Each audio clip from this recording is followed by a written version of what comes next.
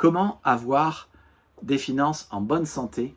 Comment abandonner vos finances au principe de bonne gestion par lequel le Seigneur Jésus garantit que vous connaîtrez l'abondance et vous connaîtrez que vous pourrez tester que Dieu existe et vous verrez que Jésus multiplie vos biens en étant un disciple de Jésus-Christ, en l'écoutant, en renonçant à ce que vous possédez, en abandonnant ce que vous possédez dans ses mains. Et donc nous avons vu 6 principes de gestion financière, sachant que Jésus te fait la promesse que si tu renonces à tes biens et si tu abandonnes tes biens à sa seigneurie, il le multipliera et tu connaîtras l'abondance. Il y a Matthieu au chapitre 19, où Jésus dit que celui qui renonce à ses biens, à ses maisons, à ses terres, verra ces choses au centuple dans sa vie. Il y a Matthieu chapitre 16, où Jésus dit que si tu offres ta vie à Jésus, Jésus va te redonner la vie. Il y a Proverbe 21,5 qui dit que si tu fais des plans et tu fais un budget, tu connaîtras l'abondance. Il y a le principe de la dîme, où Dieu dit clairement que si tu apportes, si tu donnes 10% au Seigneur, à l'Église, où tu es, alors tu pourras tester qu'il te bénit et qu'il bénira tes finances et qu'il détruira ce qui détruit tes finances.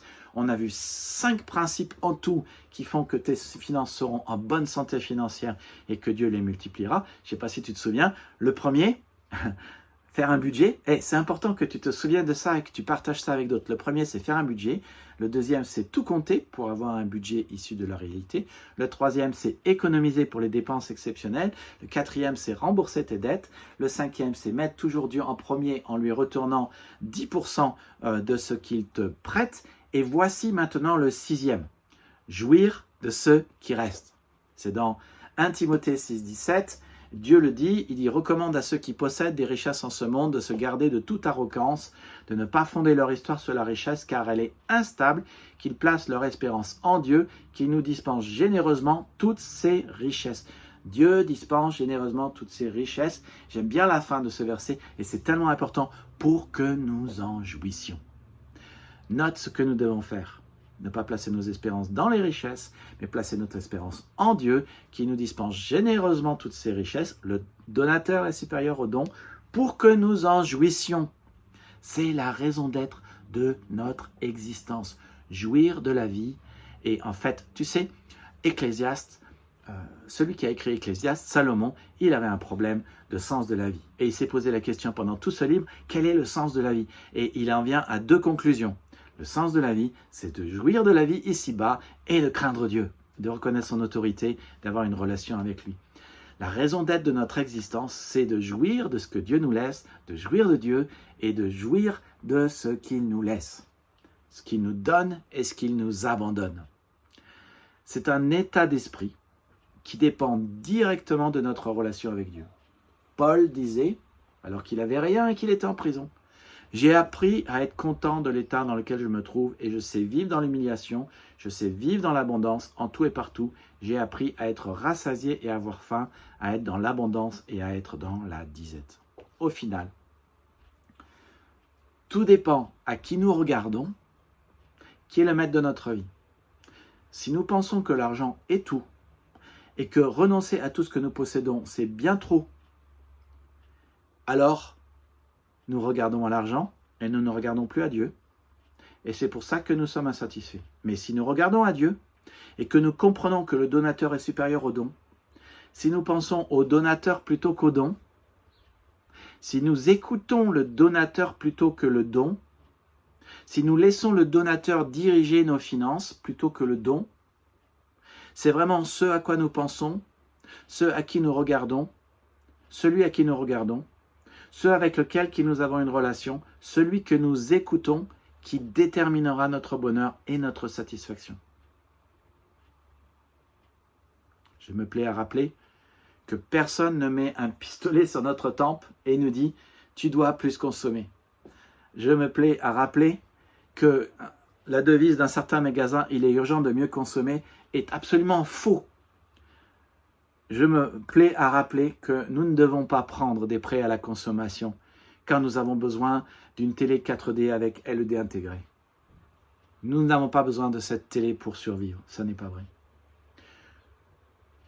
Personne ne nous pousse à plus consommer. Personne ne nous pousse à dépenser plus, à prendre plus de crédit, à travailler plus pour rembourser, à ne plus voir les enfants, à faire des heures supplémentaires, à avoir un couple qui explose parce qu'on a trop de dépenses.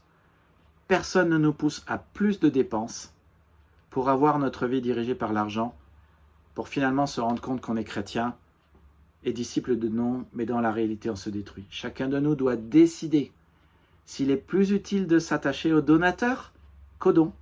Si nous voulons vraiment que ce soit lui qui dirige notre vie, ou si nous voulons que ce soit son argent qui dirige notre vie.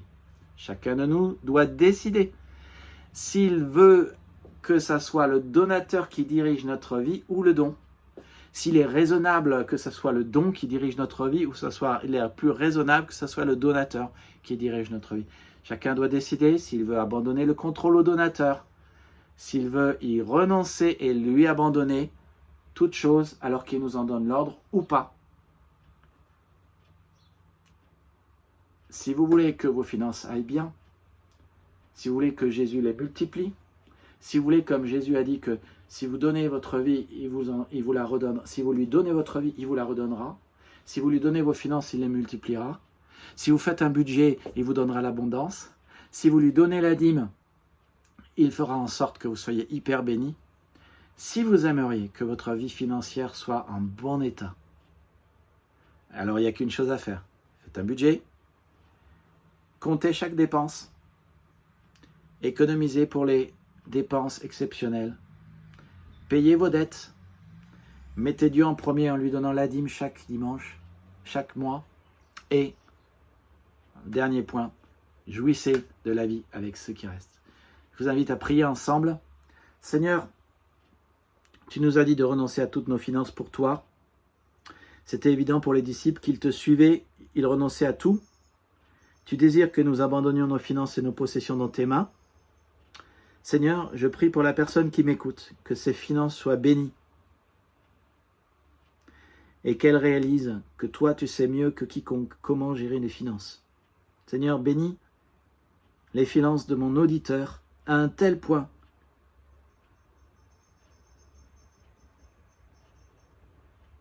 qu'il connaisse l'abondance et qu'il ne soit plus dans le rouge dans le mois. Bénis ses finances à un tel point qu'il se mette, Seigneur, à parler du miracle que tu as fait dans ses finances.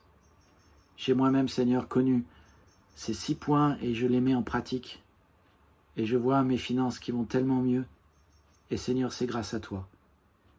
Je prie que mon ami qui m'écoute puisse voir la même chose, puisse vraiment faire un budget, puisse vraiment tout compter, puisse vraiment s'asseoir une fois par semaine et tout écrire, puisse vraiment mettre de l'argent de côté pour les dépenses exceptionnelles, puisse vraiment, Seigneur, payer ses dettes, puisse vraiment te mettre en premier et te mettre à l'épreuve et voir que tu bénis sa vie financière, et puisse vraiment, Seigneur, aussi jouir de la vie en ayant un esprit de contentement. Bénis-le, Seigneur, et donne-lui cet état d'esprit de contentement.